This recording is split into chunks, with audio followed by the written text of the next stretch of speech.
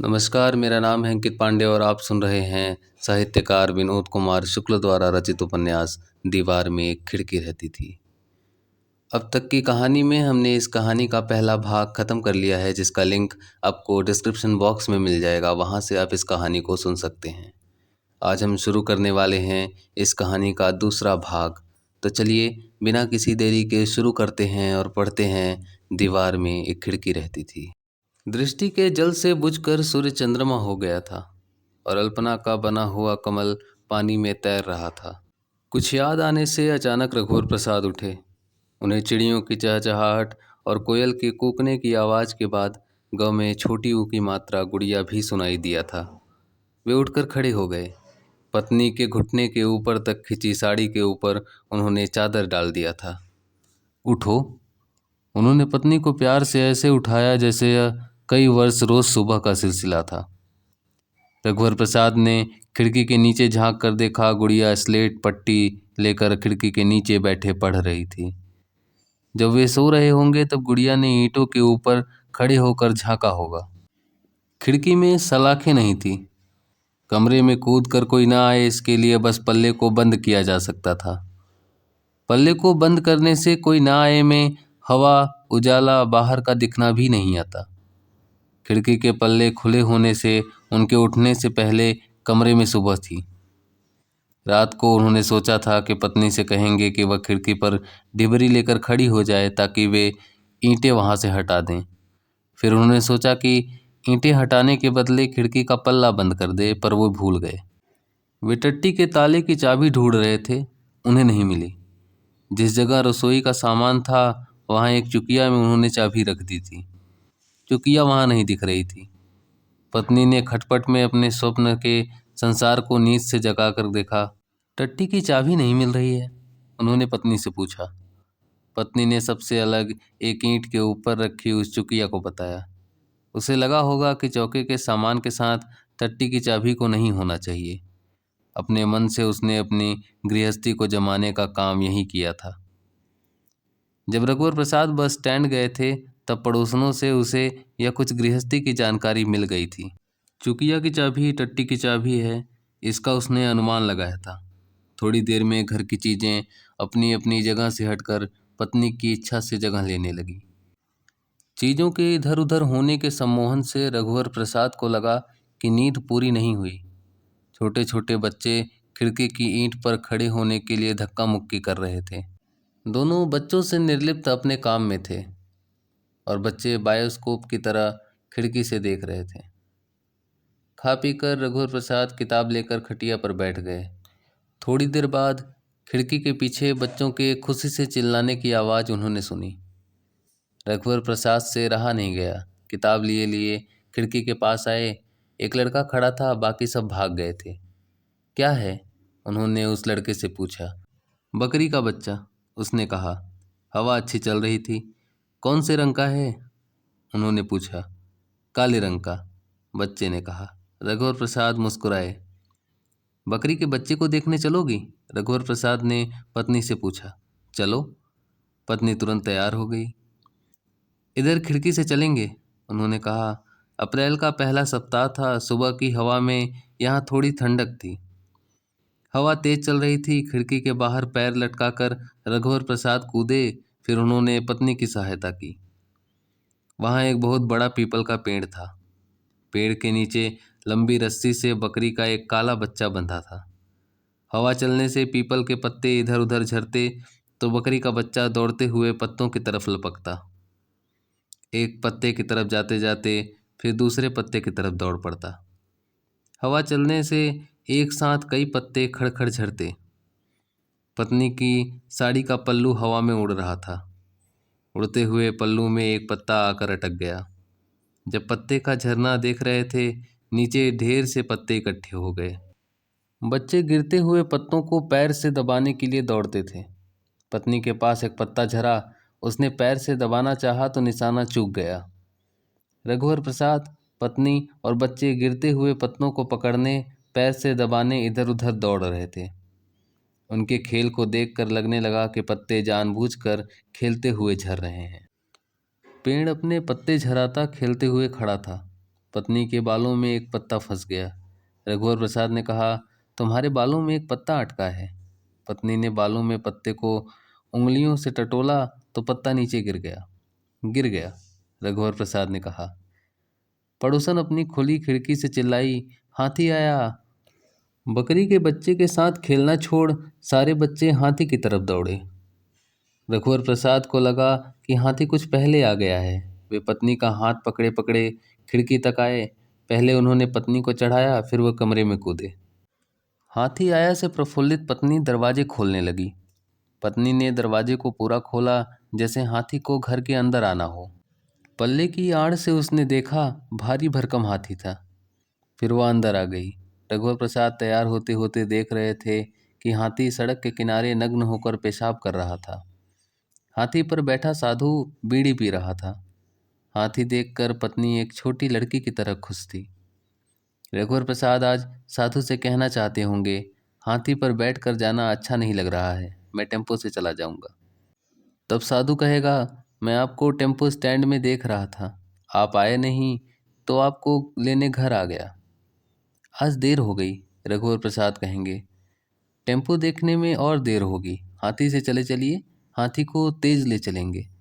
अच्छा, कहकर रघुवर प्रसाद हाथी पर बैठने के लिए तैयार होंगे। कंधे से लटकने वाले झोले में 3 किताबें थीं। पत्नी से जाते जाते उन्होंने कहा, मैं जल्दी आ जाऊंगा, जाने का मन नहीं हो रहा। रघुवर प्रसाद के बाहर आते ही साधु ने हाथी को जमीन पर बैठाया। कार का दरवाजा साहब के आते ही ड्राइवर खोलता है। उसी तरह रघुवर प्रसाद को देखकर साधु ने हाथी से बैठने को कहा होगा। हाथी का बैठना कार का दरवाजा खुलने जैसा था। हाथी रघुवर प्रसाद को देखकर नहीं बैठा होगा। बार बार ऐसा होने पर रघुवर प्रसाद को देखकर हाथी के बैठने की आदत हो जाए। पत्नी समझती थी कि हाथी रघुवर प्रसाद को देखकर बैठा है। वह रघुवर प्रसाद को हाथी पर चढ़ते हुए देख रही थी और सुखी थी। झूला अगर लटकाने वाला नहीं होता तो कठिनाई होती। चपरासी का छत्ता लौटाने के उन्हें याद नहीं थी। चलें? साधु ने पूछा। चलो, रघुवर प्रसाद ने कहा। अब की बार उन्होंने हाथी पर बैठे पत्नी को पड़ोस की औरतों और बच्चों के साथ खड़े देखा।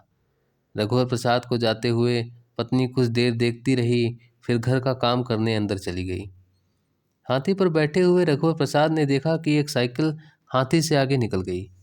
एक छोटे कद के भूरे रंग के घोड़े पर गांव का एक बूढ़ा आगे आगे चला जा रहा था। जब हाथी चलते चलते घोड़े के बराबर आया तो घोड़ा चौंक गया।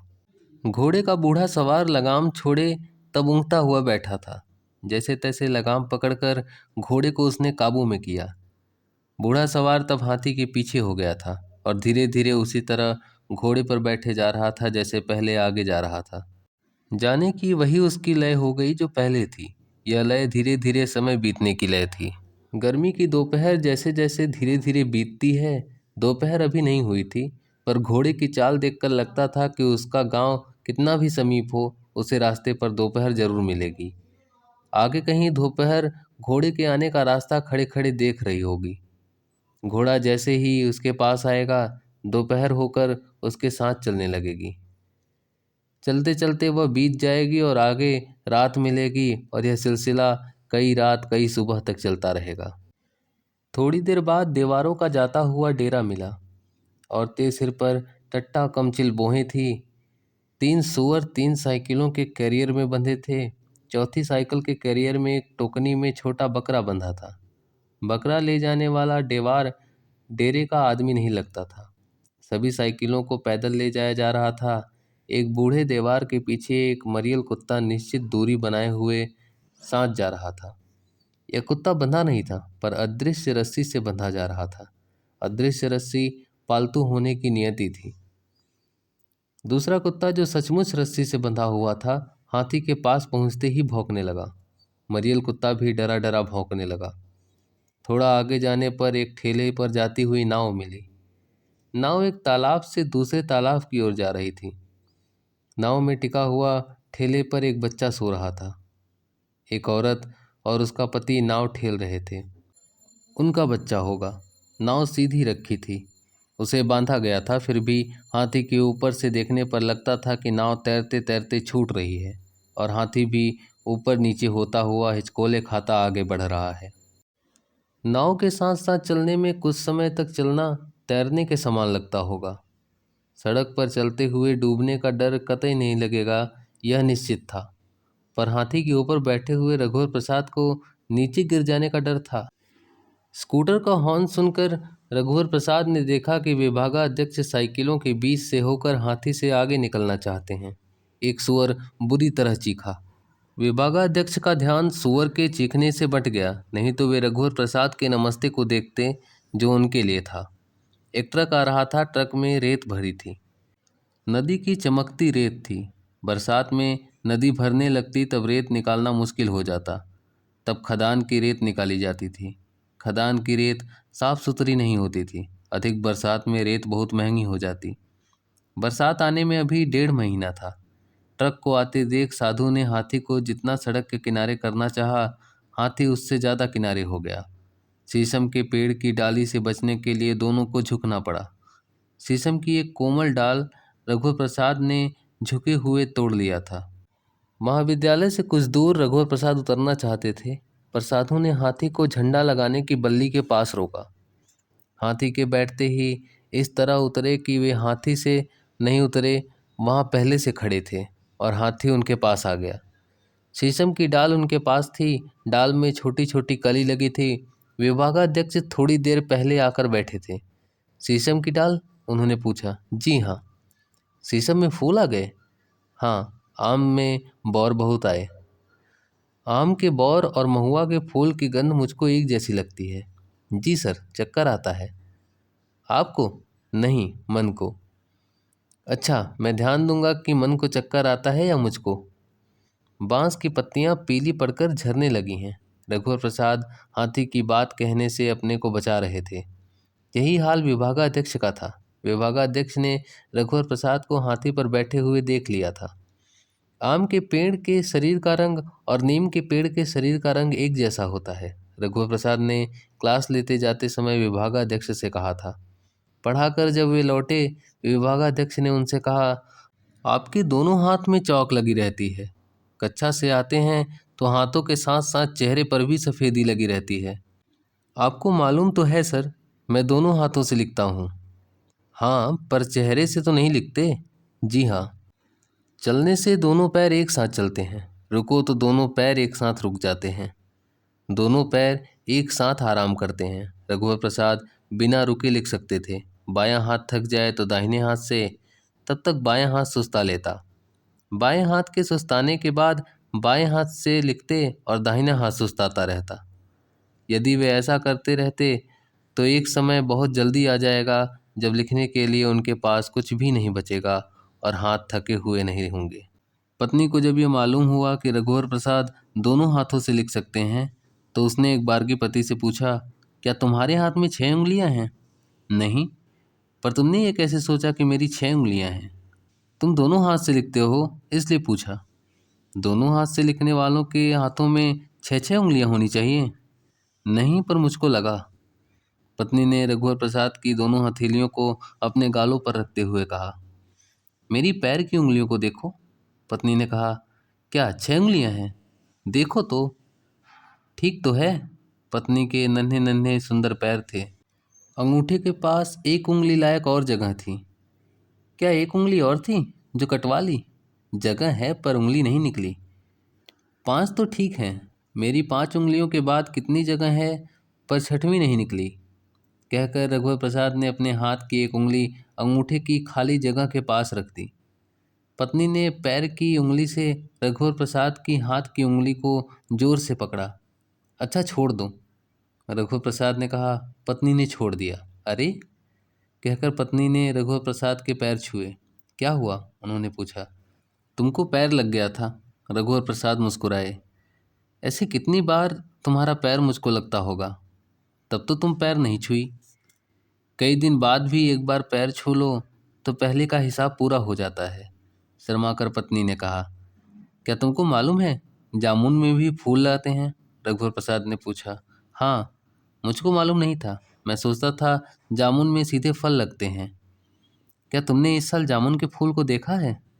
हाँ, तुम्हारे आने से 2 3 दिन पहले। अब छोटे छोटे फल आ गए हैं। मैं नहीं देखी। किसी पेड़ में ढूंढ कर देखेंगे। शायद अभी फूल फल नहीं बने हों। जामुन के सीधे फल पर ध्यान जाता है, फूल पर नहीं। आज की वीडियो में बस इतना ही। कहानी के अगले हिस्से के साथ मैं आपको मिलूंगा अगले वीडियो में। तब तक के लिए नमस्कार।